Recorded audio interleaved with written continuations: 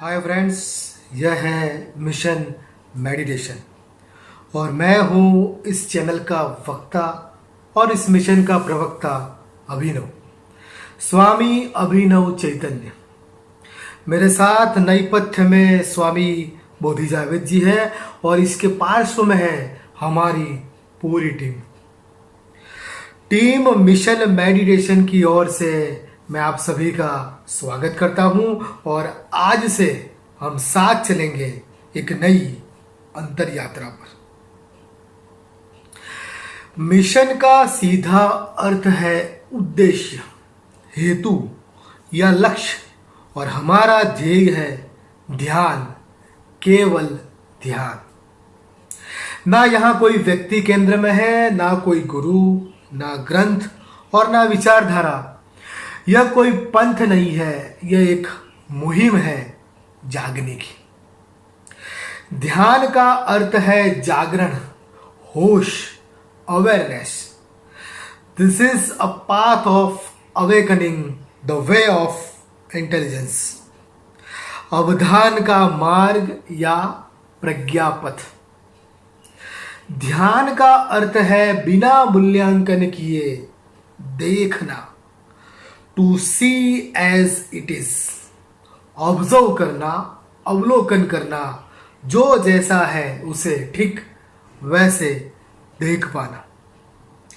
अगर हम तटस्थ निरीक्षण कर सके निरुपाधिक अवधान के साथ, तो जाग कर जीना संभव हो पाएगा और जीवन को जाग कर देखना और जीना पूरी तरह से अलग है। हम जो आमूल परिवर्तन चाहते हैं वो इसी से संभव है। ध्यान एक आंदोलन है जो क्रांति का मूल सूत्र है।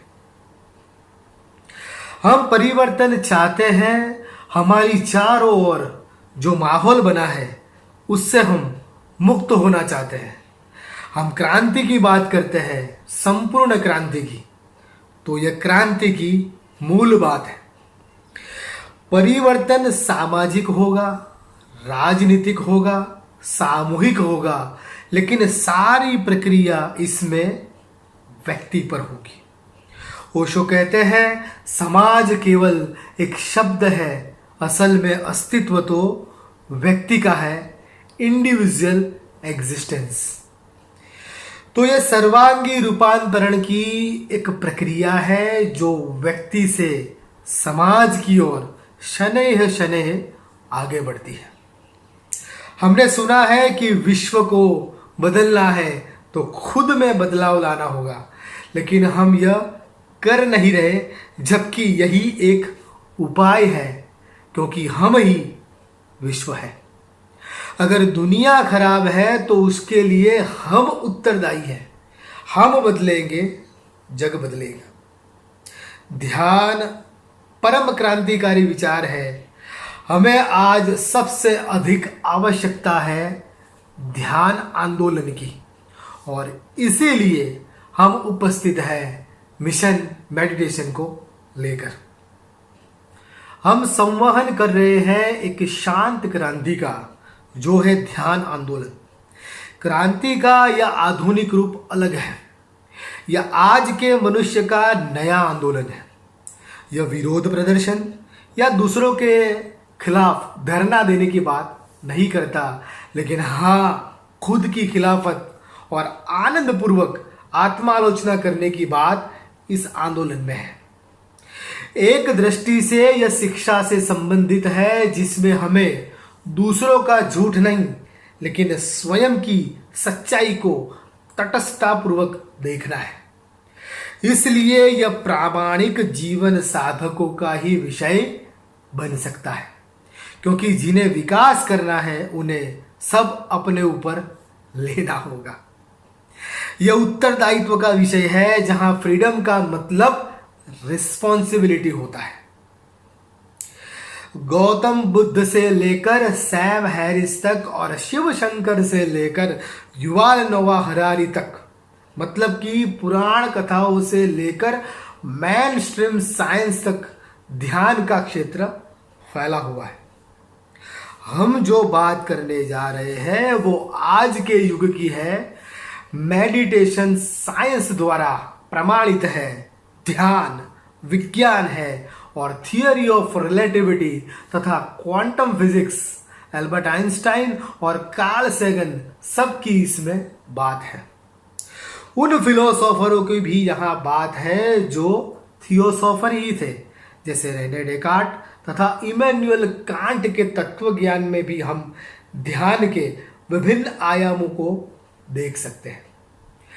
अस्तित्ववाद से लेकर जैन बुद्धिज्म और कार्ल पॉपर तक के विचारों में हमें इस मेडिटेशन के विविध रूपों का दर्शन होता है। DT Suzuki, Christmas Humphrey, Alan Watts और जैन को समझना इस विषय में आवश्यक है।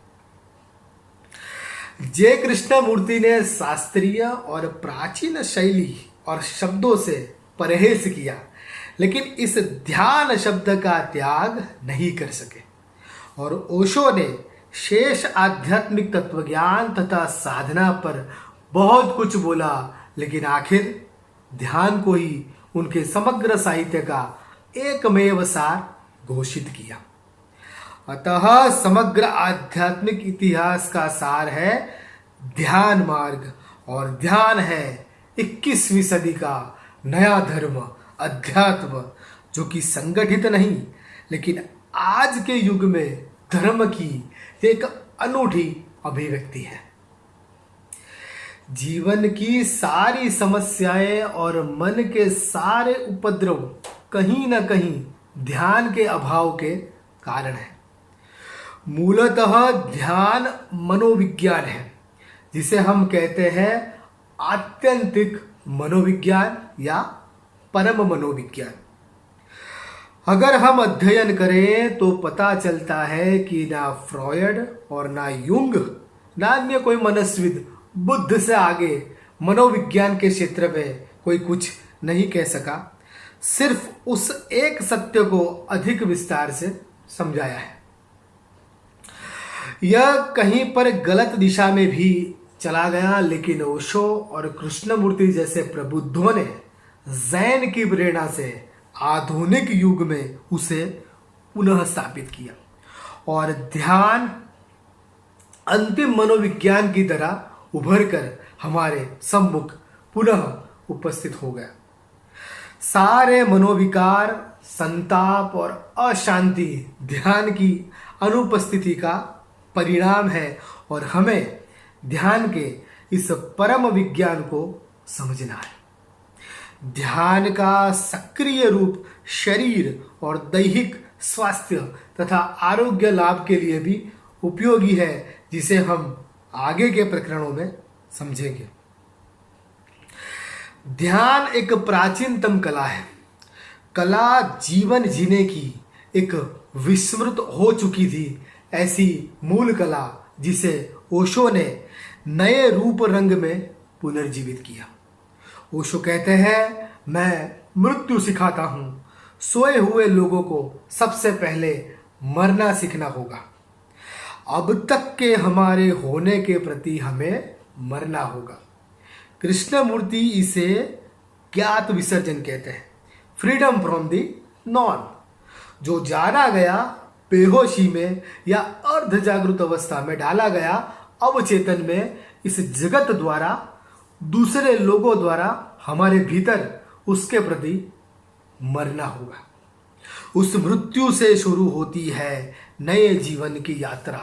जाग कर जीने की कला का नाम है ध्यान, द आर्ट ऑफ डाइंग। ध्यान आंदोलन एक शांत क्रांति है, क्योंकि इसमें विनम्रता है।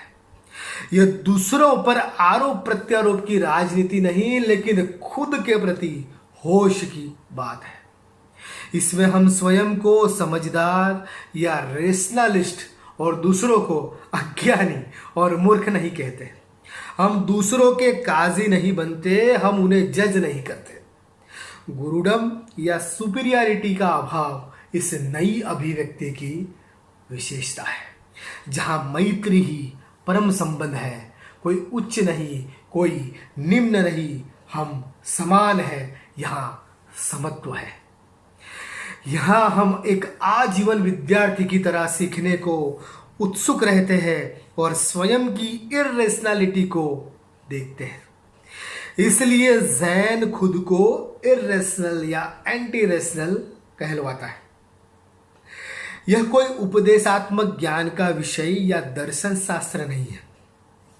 यह एंटी फिलोसॉफिकल और एक्शन बेस्ड सीधी बातें हैं। अब जान गए और अब तुम्हें जनवाएंगे, ऐसी बात इसमें कहीं नहीं है। बल्कि आओ और हम साथ चलें, ऐसा अभिगम इसमें निहित है। इसे और विस्तार से आगे के प्रकरणों में हम समझेंगे। साथ में हमने किस तरह और कहां से इस अनमोल विद्या को पाया, हमारी परंपरा, हमारा परिचय, इस सब पर बात करेंगे।